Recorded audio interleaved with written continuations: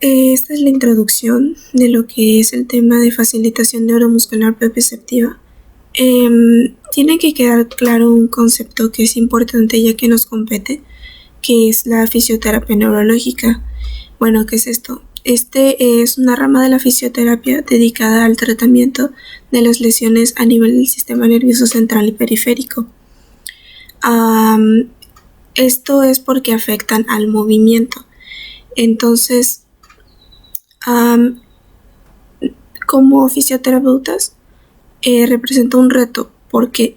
Porque a pesar de las técnicas que utilicemos, de los métodos, siempre va a suponer un futuro incierto para el paciente. O sea, se puede llegar a desarrollar de una manera adecuada o no adecuada dependiendo de cómo lo hagamos.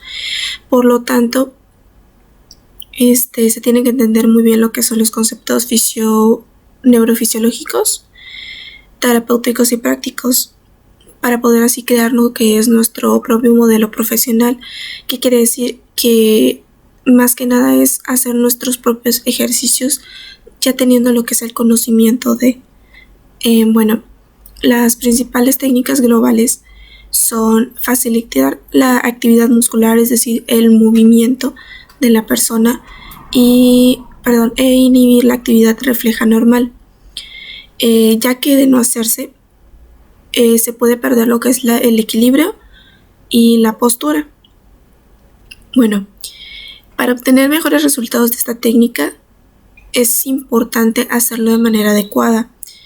¿Qué quiere decir esto? Que se tiene que evitar cometer los menores errores posibles. Por lo tanto, dije anteriormente que representa un reto, porque al menos al iniciar lo que son estas técnicas sin una previa práctica, es difícil no cometer, si acaso, algún error. Por lo tanto, hay que buscar fuentes de información que detallan la aplicación de estrategias detalladamente y también saber muy bien lo que son sus conceptos de manera muy sencilla. Bueno, ahora voy a iniciar con lo que es el tema de antecedentes históricos, que es un tema importante, relevante para saber cómo es que surgió lo que es este método, ¿no? Y bueno, Hermann Cabot fue el inventor de este método e inició todo en 1940 cuando ofrecía tratamientos a pacientes con secuelas de poliomielitis en la Universidad de Minneapolis. Él se interesó mucho en el trabajo de una persona llamada Elizabeth Kenny sobre una opción de tratamiento, porque encontró bases neurofisiológicas sólidas, pero también no estaba muy seguro de que tuvieran muy buen fundamento. Por lo tanto, a esa persona Elizabeth le pidió cambiarlo, pero ella no accedió.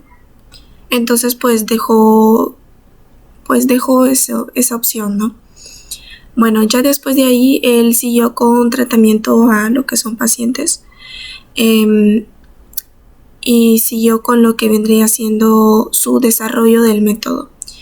Y bueno, algunas fechas importantes que son que en 1943 a 1946 nace lo que es su interés por las personas con parálisis cerebral, y en 1947 estudia lo que es el movimiento derivado del desarrollo normal, así como patologías neuromusculares y los principios neurológicos, porque eso es muy relevante para lo que es el desarrollo de algo. Bueno, en 1950 Cabot logró elaborar su método de tratamiento trabajando con pacientes hasta que logró dar a la conclusión de combinaciones que para él parecían acertadas, y a estos movimientos los identificó como patrones de movimiento en masa de carácter espiral y diagonal. Así fue que en 1953 se creó lo que es el Congreso Mundial de Terapia Física, y ahí fue donde se denominó lo que es el término que ahora conocemos como facilitación neuromuscular propioceptiva, que también popularmente se conoce como método de Kabat. Bueno, yo voy a hablar sobre lo que son los principios del método Kabat. El principio número 1 aclara que todas las personas tenemos potenciales que no hemos terminado de desarrollar. Entonces hay que tener una secuencia que favorezca para poder así romper la limitante. Bueno, esto se hace utilizando los movimientos fuertes para ayudar a lo que son los movimientos débiles. Es decir, las fortalezas que nosotros tengamos se van a utilizar para fortalecer lo que son nuestras debilidades. Y es así como se toma el principio número 1. Bueno, en el principio número 2, todo desarrollo motor normal tiene una dirección cervicocaudal y próximo-distal. Esto quiere decir que al momento de hacer el tratamiento se tiene que respetar lo que son los movimientos naturales, anatómicamente naturales, de lo que es el cuello, la cabeza, el tórax y los miembros. Es decir, que no se tiene que forzar de alguna manera porque puede llegar a ocasionar lo que es una lesión en el paciente a tratar. Y bueno, un ejemplo sería una persona inconsciente en estado de coma. Se le tiene que movilizar las articulaciones o la cabeza en dirección a lo que debería de ser, no a otro lado que no corresponda a. Lo mismo con las articulaciones de las manos, por ejemplo, tienen que ser de una manera no forzada. También este principio se aplica más que nada para facilitar el apoyo del peso. Y bueno, la adquisición de movimientos coordinados sigue una dirección inversa. También un ejemplo de esto sería cuando tenemos el auricular, el audífono, y hacemos este movimiento y lo regresamos. Esto sería lo que es en dirección inversa. Ahora va el principio número 3. Este quiere decir que la conducta motora temprana está dominada por actividades reflejas. Por ejemplo, cuando somos recién nacidos, nosotros tenemos ciertos reflejos que conforme va pasando el tiempo no van desapareciendo por completo, sino que se van integrando a lo que es nuestro sistema. Por lo tanto, un ejemplo sencillo sería que al momento de sentarte, el reflejo de enderezamiento es lo que te mantiene en esa posición.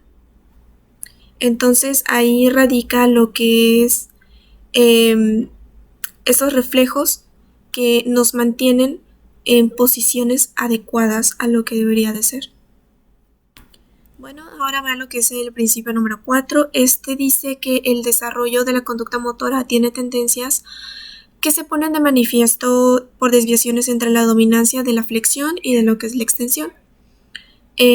Por lo tanto, al momento de hacer un tratamiento se tienen que hacer movimientos, actividades que favorezcan la interacción entre agonistas y antagonistas. Bueno, ahora ve lo que es el principio número 5. Este es el que se aplica más que nada en la vida diaria. Esto dice que la actividad está dirigida a un objetivo y este está formado por movimientos inversos. Un ejemplo sería que tú quieres ir al refrigerador a por algo, entonces caminas hacia ahí, haces flexión, extensión, como un movimiento típico que haces al agarrar algo, tomas el objeto y eso vendría siendo un claro ejemplo. Esto más que nada es como un tipo de tratamiento, uno muy sencillo, en el que se puede llegar a restablecer lo que es el equilibrio y la interacción entre lo que son los antagonistas. Ahora va lo que es el principio número 6, y esto quiere decir que el movimiento y las posturas dependen de lo que es el sinergismo y de una interacción equilibrada de los antagonistas. Bueno, esto involucra los 3 principios anteriores en lo que se fija lo que es una meta principal. Esto va a desarrollar lo que son el balance entre los antagonistas. Aquí se necesita un ajuste continuo de lo que son las actividades reflejas. es decir, la dominancia y la inversión, va a lograr que haya cambios constantes de postura y también movimientos en lo que es en la actividad funcional. Ahora va lo que es el principio número 7. Este dice que el desarrollo de la conducta motora se expresa por una secuencia de patrones totales de movimiento.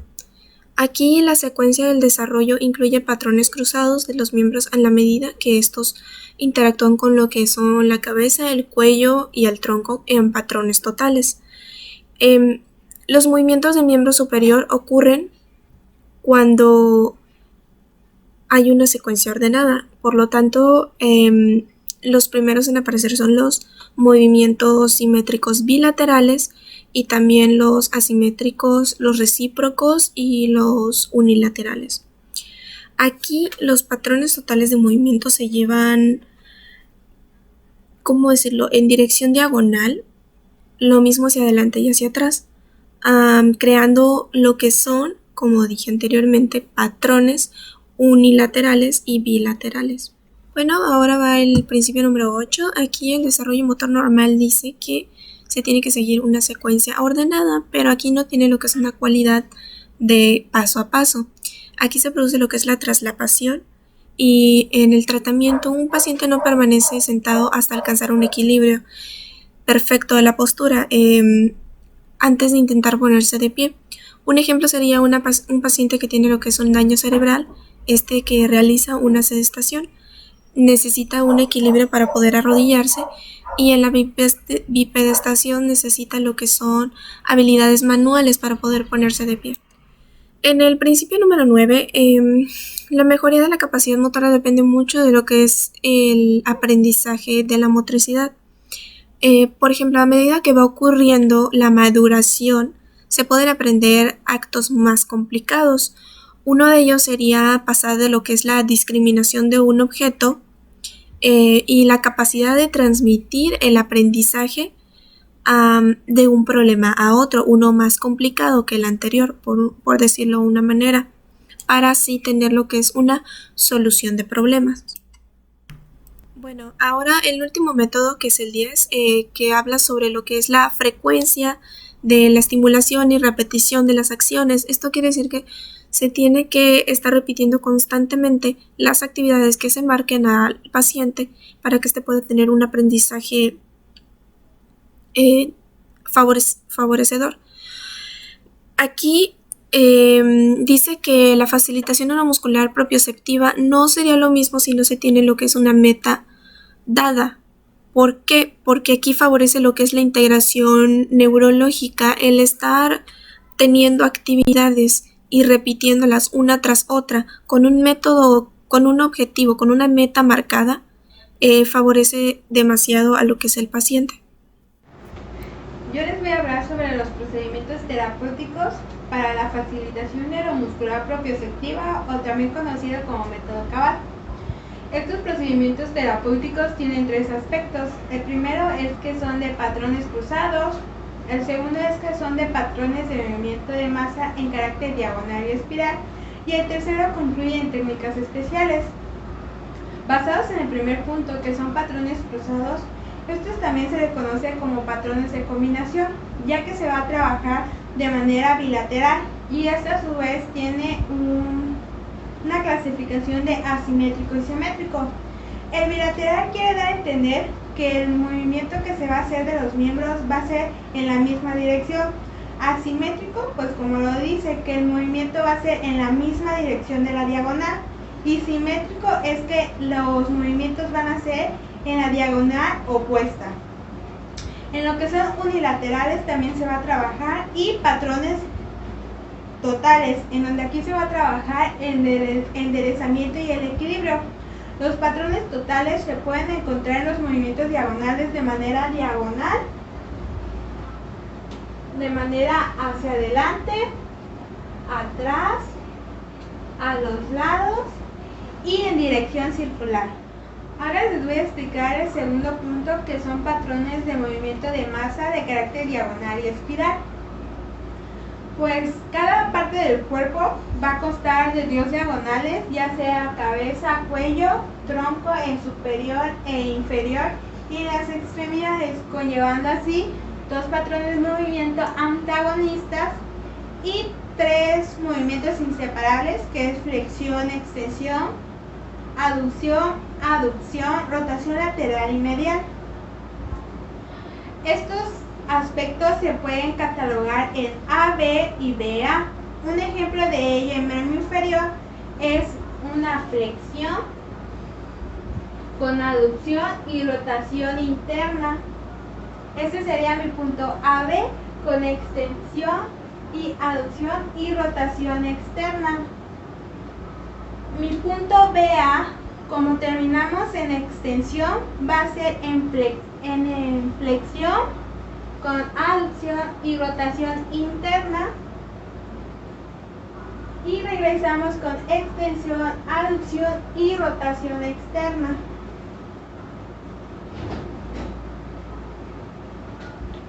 Es importante también recalcar que cada movimiento se va a estar trabajando con estimulación manual y reflejo de estiramiento, que en un poco más se les va a explicar más detalladamente.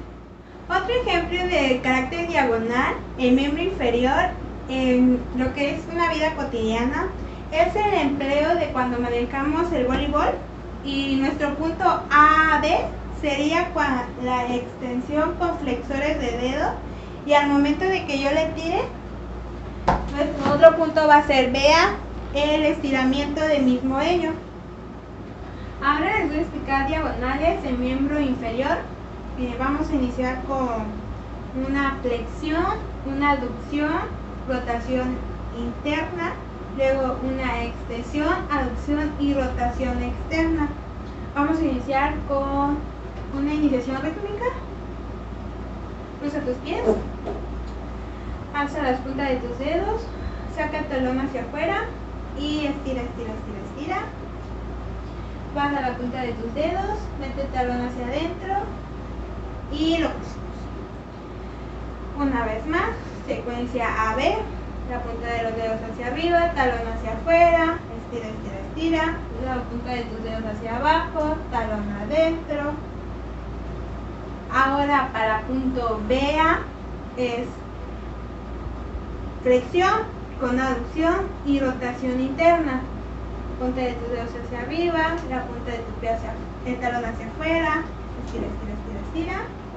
Baja la punta de tus pies, talón adentro.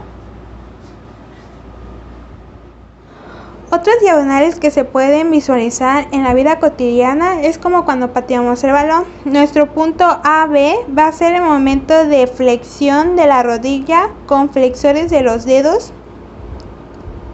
Y nuestro punto BA va a ser la extensión con flexores de los dedos. Abarcando otro punto importante para el método de Kabat, se dice que hay que tener un contacto manual hacia el paciente para realizar las diagonales de manera de trabajar de forma verbal y también de forma manual. Se recomienda tener la mano cerca de la articulación, pero de manera opuesta a examinar, y la tomada en forma de brazalete en las eminencias óseas. También se recomienda tener un orden verbal para lo que son los patrones energéticos, que un ejemplo de ellos sería muévase, y otro que sería sostenga. El método Kabat maneja lo que es tracción y coartación. La tracción es el alejamiento de las estructuras óseas y la coartación es el acercamiento de estas estructuras óseas. Mayormente se suele trabajar en relación al miembro superior, en lo que es hombro y antebrazo. Un ejemplo de ello sería el alejamiento de y abajo y adentro. Arriba y afuera, abajo y adentro. Otro ejemplo de coartación y tracción en lo que es miembro inferior sería la tracción de la cadera. en este caso la cabeza femoral con el espacio acetebular. Nuestra tracción sería el alejamiento de este y nuestra coartación sería en la misma diagonal, pero haciendo una resistencia para que la cabeza llegue a lo que es la otra articulación del acercamiento de ello. Las técnicas dirigidas al antagonista esta técnica va más que a desarrollar el movimiento de una manera normal y haciendo resistencia de ello. Un ejemplo de ello sería trabajarlo el miembro superior aplicando resistencia poco a poco y realizando las repeticiones.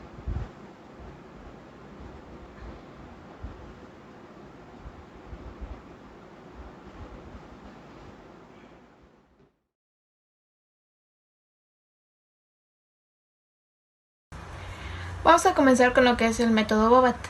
En 1944, Berta y Karel Bobat, de origen checo, crean la unidad de tratamiento para niños espásticos.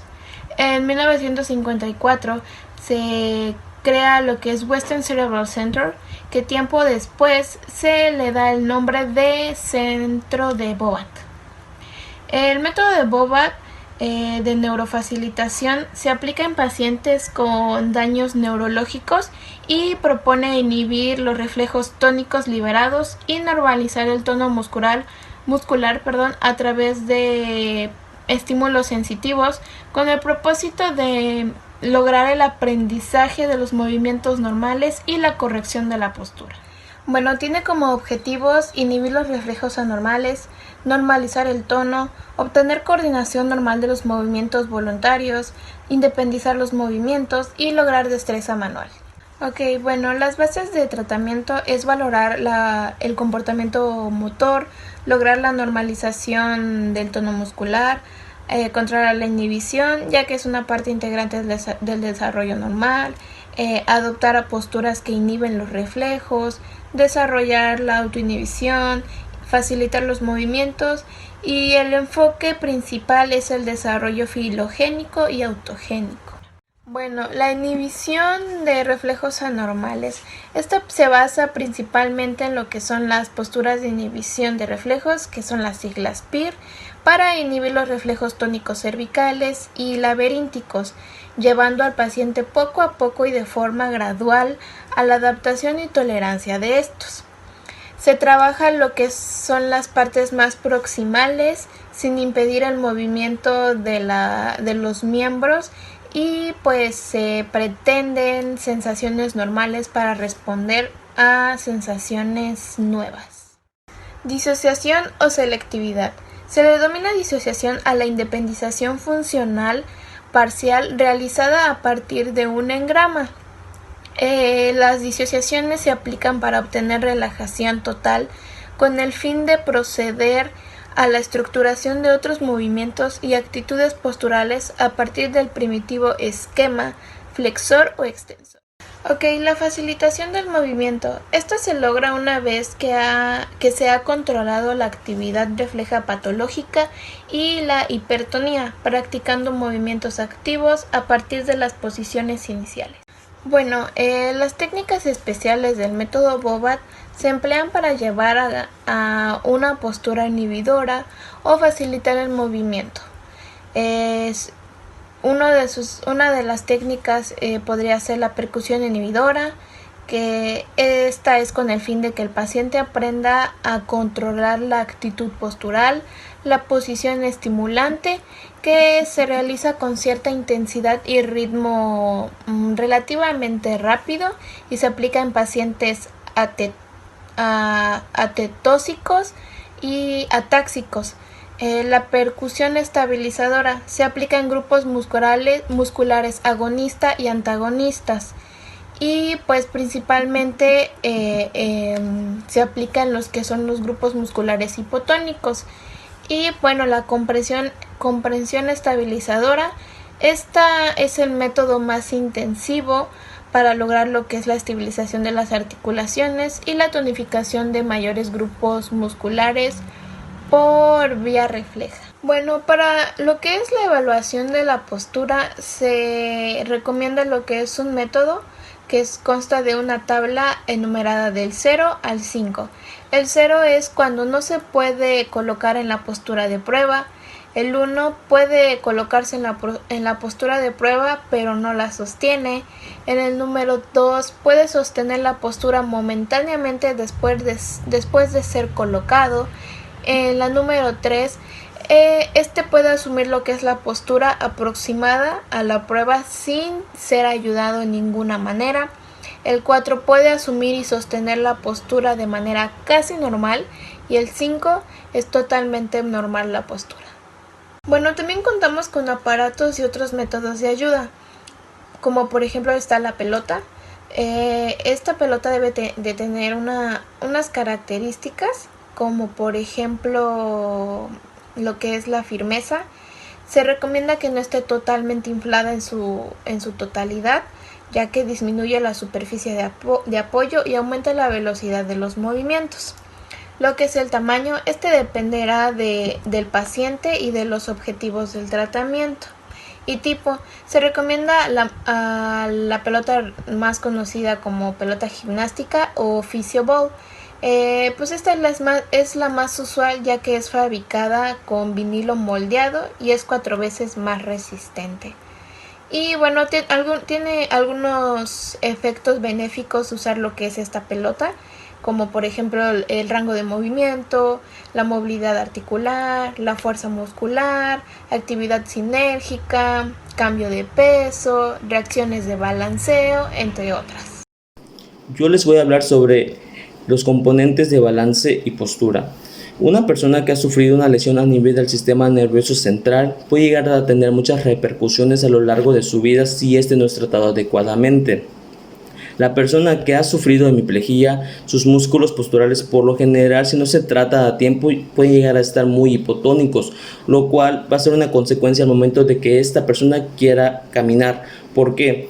Porque ya no va a tener la misma propiocepción de su entorno y sus músculos hipotónicos no van a tener la fuerza suficiente para poder mantenerlo de pie y sobre todo erguido.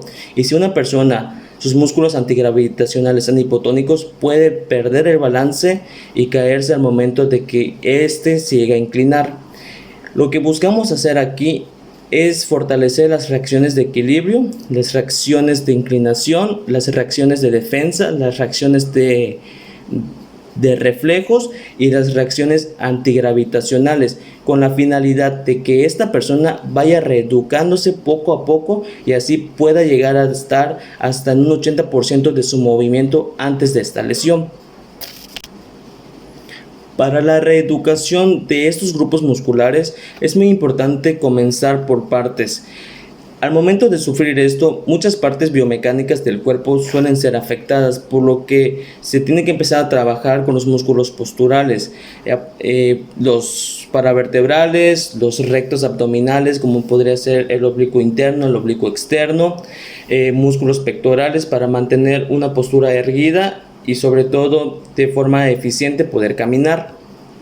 Es necesario empezar por partes, empezar a trabajar lo que viene siendo el cuello para mantener la postura y el equilibrio de la cabeza adecuada, y también es muy importante la reeducación de los miembros inferiores, ya que estos van a tener todo el peso del cuerpo al momento de caminar. Ahora les voy a hablar sobre las técnicas especiales en un paciente con hemiplegia. Vamos a enfocarnos principalmente en lo que es la parte del cuello y los miembros superiores. Hay diversos ejercicios los cuales tienen una finalidad de reeducar estos músculos hipotónicos y de tal manera evitar la inhibición de los reflejos y que estos vayan en aumento. En la etapa flácida de la hemiplegia se tiene que tratar con mucho cuidado los ejercicios que se les va a proporcionar al paciente. Para poder trabajar lo que es el cuello y parte del tronco, el paciente va a tener que hacer un tipo de flexión y extensión del cuello en decúbito supino.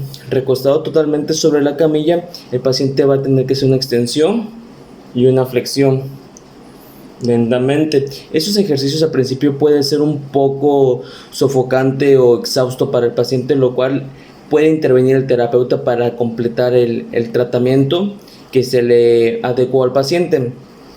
Son técnicas que parecen sencillas, pero cuando un paciente está en una etapa de comienzo en la hemiplegia, suelen ser muy complicados realizarla. La flexión y extensión es un tipo de ejercicio en decúbito supino. Igual se puede hacer lateralización de un lado a otro, de tal manera rotaciones, para que los músculos del cuello se vayan fortaleciendo y la hipotonía que está apareciendo vaya reduciendo. De tal manera, igual se puede usar una técnica que es muy usual. Es como si el paciente tratara de abrazar sus rodillas llevándolas al pecho. El paciente lo que aquí va a trabajar va a ser parte de los miembros superiores al momento de tener una flexión de codo y cruzar lo que son los brazos. De esta manera el paciente va a estar reeducando y fortaleciendo los músculos de los miembros superiores y parte de las fibras medias del trapecio.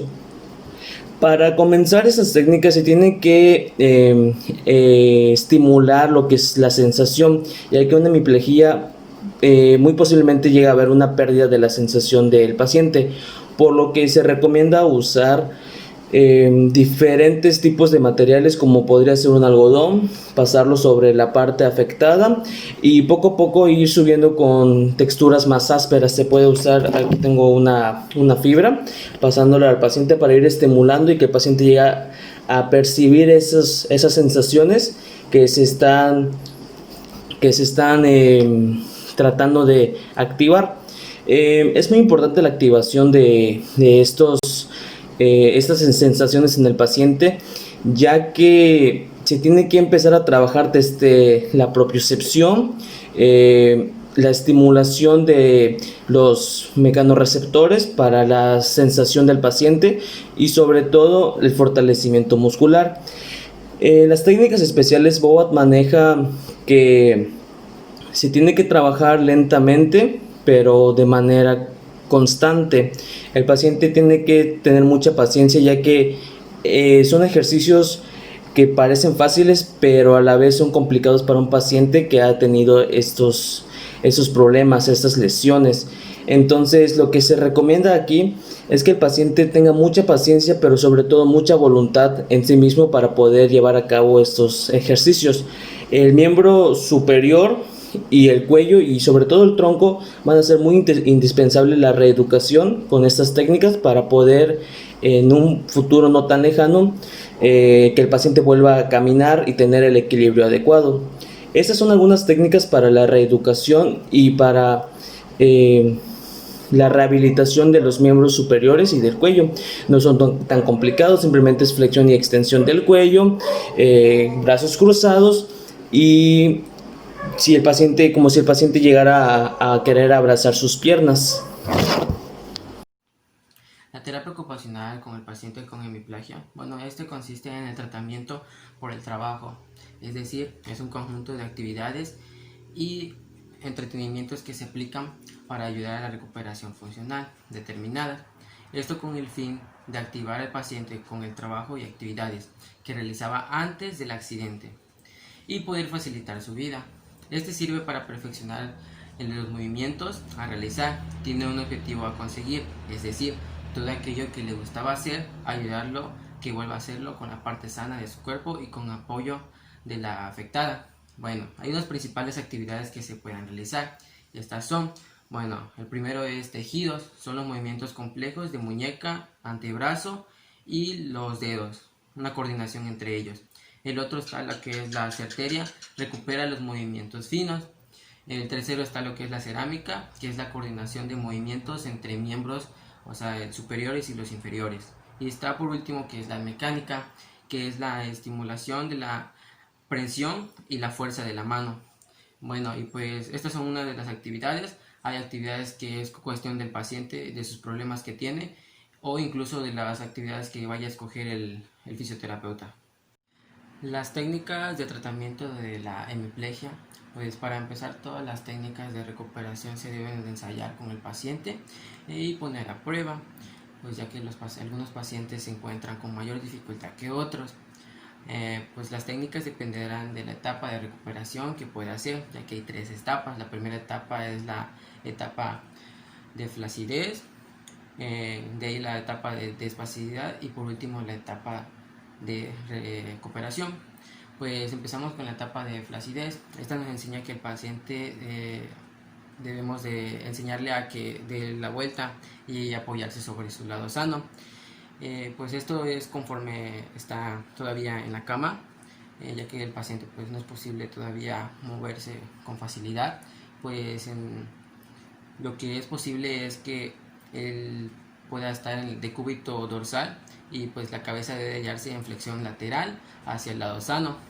Aunque este decúbito dorsal hay muchas perjudicaciones, ya que pues debe de estar como que el lado afectado más alto y que el hombro y el brazo estén adelante con el codo en extensión. Bueno, pues durante el tratamiento deben aprender los movimientos más primitivos del tronco. Hay que empezar con lo más básico. Y pues para después de los brazos y piernas, esto consiste en rodar de un lado a otro. Mientras el paciente lo hace, nosotros observamos que no haya alguna espasticidad en las extremidades. De igual modo, porque con algunos motivos de que si el paciente gira de un lado y el otro y empieza a dar una espasticidad, se pierde todo el trabajo que empezamos. Así que este trabajo primitivo pues empieza de uno en adelante y hasta que pueda dominarlo por completo. Bueno, pues pasamos a la segunda etapa, que es la de etapa de espasticidad. Aquí suele detenerse el proceso de recuperación espontáneo. En la primera etapa comenzamos dando el proceso muy rápido y fuimos dando a entender varios casos. Fue una recuperación exitosa. Pues en esta etapa todos esos procesos como que se detienen y parece que no seguimos avanzando, pero pues a medida que crece la espasticidad, pues estas se limitan en los movimientos pasivos. Los más tomados son como pues de la parte de los miembros superior, pues están los depresores de la escápula, lo que es el flexor del codo, la muñeca y lo que son los dedos. Y de la parte de los miembros inferiores está lo que es extensores de cadera, lo que son rodillos, tobillos y supinadores del pie. Pues bueno, pues a cambio de la etapa 1, pues que aparecía con algún estiramientos energéticos, pues cuando esté sentado pues se apoya pues en el lado más afectado. Y eso es incorrecto, pues primero debe de sentarse y pues apoyarse del lado más sano que el del lado afectado. Pues aquí el paciente pues puede permanecer parado y moverse del lado sano, pero como parte de apoyo del lado afectado, que quiere decir que al momento de realizar lo que es una marcha, pues el movimiento lo va a hacer lo que es el sano y el apoyo lo va a hacer lo que es el afectado. Pues aquí se realiza una continuación de la primera etapa, pero pues aquí se realizan como que la continuación. Es un desdoblamiento más avanzado, pues es decir, adaptar tu cuerpo a una nueva forma de vivir y facilitar tus movimientos. Y pues hay que ayudar a adoptar unas actividades que si no se ven le afectarán con más tiempo. Bueno, y por último está lo que es la etapa de recuperación. Pues aquí algunos pacientes se recuperan muy rápido y que llegan a emplear la mano con bastante facilidad y pues la marcha es casi normal, pero pues la espasticidad es leve a veces y pues luego regresa, pero en ciertas partes del cuerpo, sobre todo el codo, rodillas, muñecas y tobillos y dedos, pues no se realizan por completo, así que pues hacen falta movimientos más finos y aislados, así que en la etapa 3 es lo que nos enfocamos. Pues así que los que ya están correctos pues los dejamos a un lado y nos enfocamos en los que aún nos hacen falta afinarlos un poco. Pues